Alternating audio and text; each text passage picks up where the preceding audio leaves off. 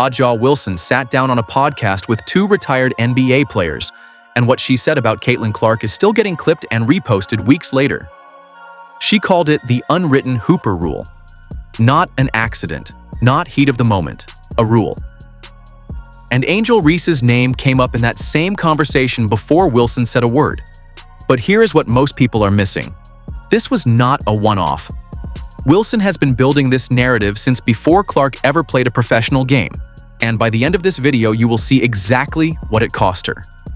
It happens all the time in the men's game. Right. It happens still a lot in your guys' game, Yeah. but it was made such a big deal on that stage. What was your guys' take as pros? I was laughing. Every day. Honestly. It's a part of the Shit game. happened. Most people think this started when Clark got drafted. It did not. Go back to college before the WNBA had anything to do with it.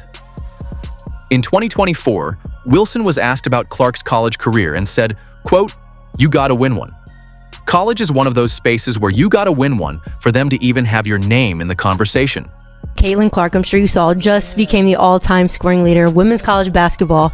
I'm curious, where would you rank her amongst all-time college players, in your opinion? Ooh, that's tough because you got to win one. I feel like that college is one of those spaces where you got to win one for them to even have your name in the conversation. And it took me 3 years to win mine, so it's hard. But congratulations. Read that again. Clark had just become the all-time leading scorer in NCAA history, men's or women's, and the response was essentially, yes, but no ring.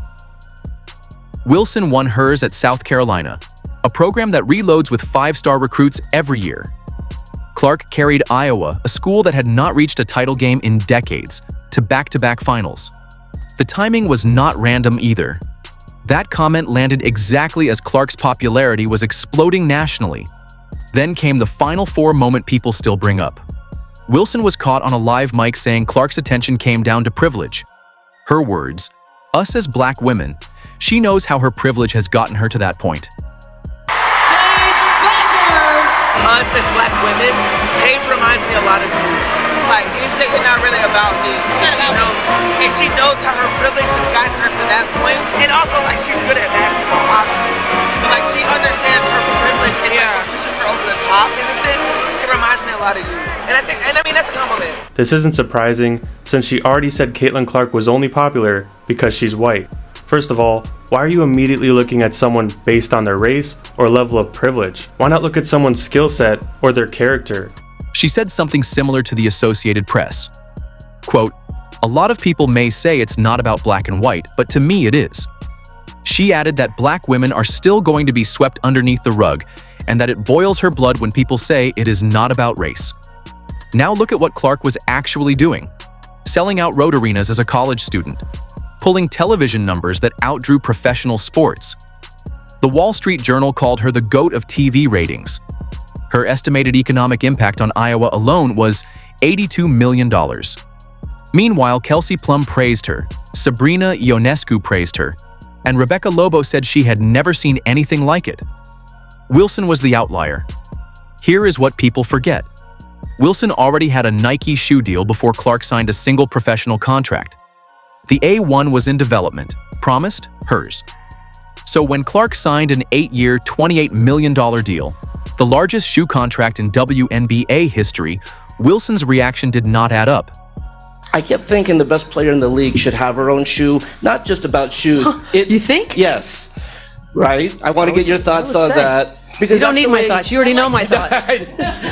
But that's how young kids, when you're a fan of LeBron, you're a fan of Asia. I'd love to get your thoughts on that. She needs her own shoe. Let me answer that. She is the two-time MVP. I'll toot her horn because she won't. Olympic gold medalist, best defensive player, 2 years running. Her team, stop. She turned it into a month-long campaign about being overlooked, posting lines like, "What's delayed isn't denied," as if she were the one being snubbed.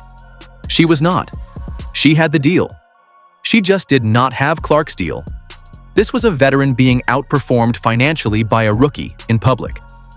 Sneaker analyst Rachel DeMita argued Clark's deal actually undervalued her, that it should have been $28 million a year rather than across 8.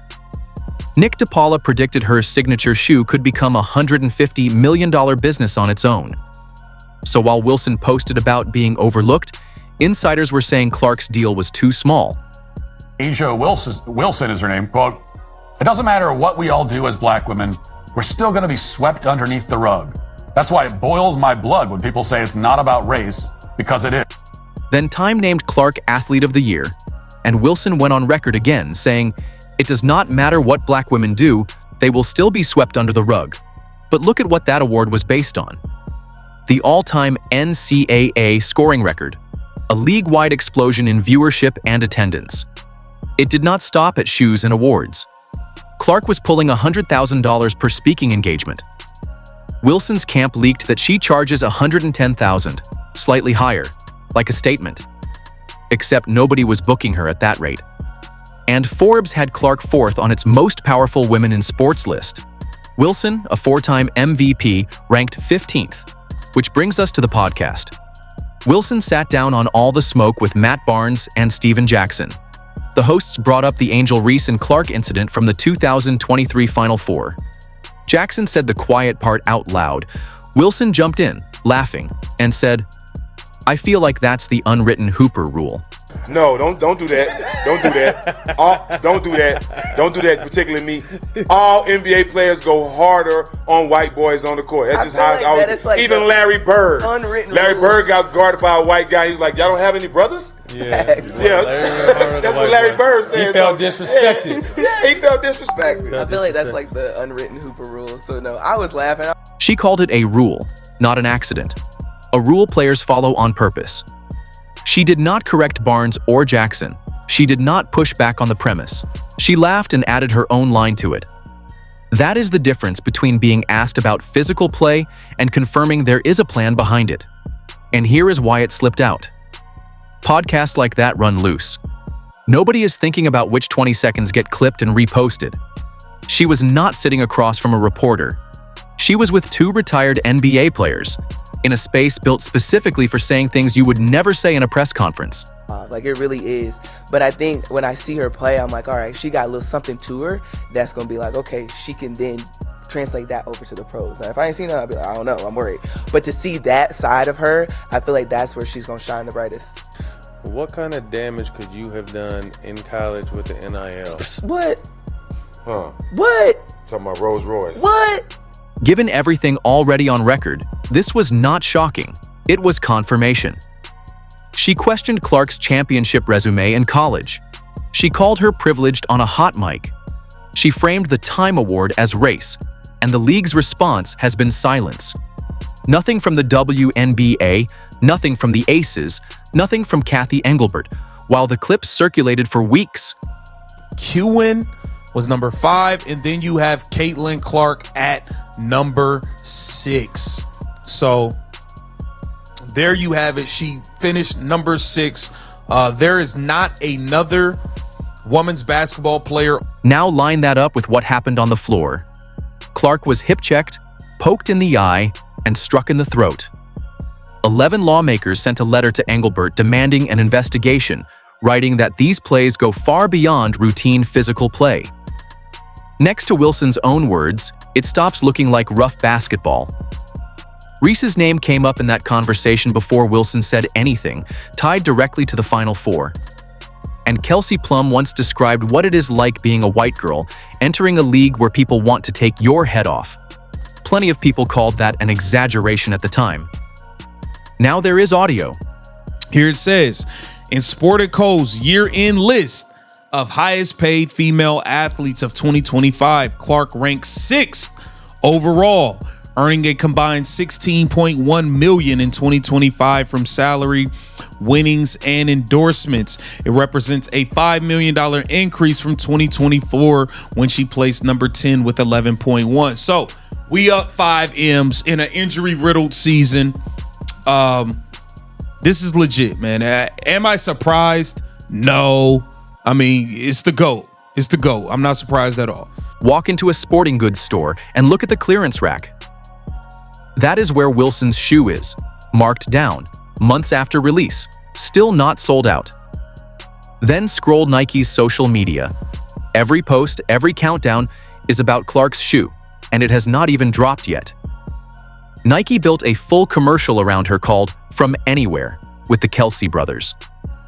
On June 18th against Atlanta, Clark warmed up in a blue colorway nobody had seen, and phones were up before she finished stretching. Clips hit social media before tip-off, with no paid placement. That is the reaction brands spend millions trying to manufacture. At the time, the delayed not denied post from Asia Wilson, and then, Asia's shoe comes out and so on and so forth, and that was a big rollout. And there was speculation that, Nike was worried about stepping on toes or offending anybody by launching CC shoe ahead of everybody else, even though, she got the big deal and is the most popular and all that, but it's coming. Wilson's rollout was a normal press push. Some ads, some posts, then nothing. No countdown, no reveal, no commercial. And it is not just fans. By December 2025, Clark's Kobe Player Edition shoes were the most worn shoe in the entire NBA. Players with access to every shoe on the market chose hers, voluntarily, in real games. And all that, but it's coming. And I think what it really means is, number one, Nike is going all in on Caitlin Clark after a while, after a little bit of a dormant period. Number two, 2026 is going to be just absolutely massive for her from a marketing standpoint because of that injury. And, because there's going to be such a thirst and hunger to see her play. I mean, I saw it with the team. So is the timing a coincidence? Wilson's hot mic comments landed right as Nike pulled back on her marketing. Companies track this closely because a player known for public grievance becomes a risk rather than an asset. Clark's public image is the opposite. She plays, she credits teammates, and she stays out of it.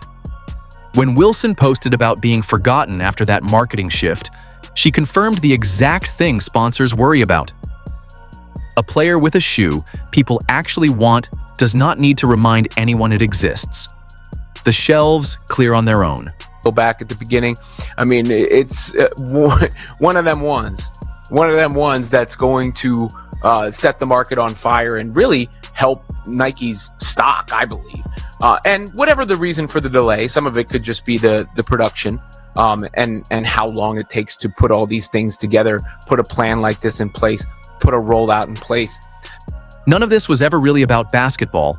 It was about money, ego, and a league struggling to handle a hierarchy shift nobody expected to move this fast.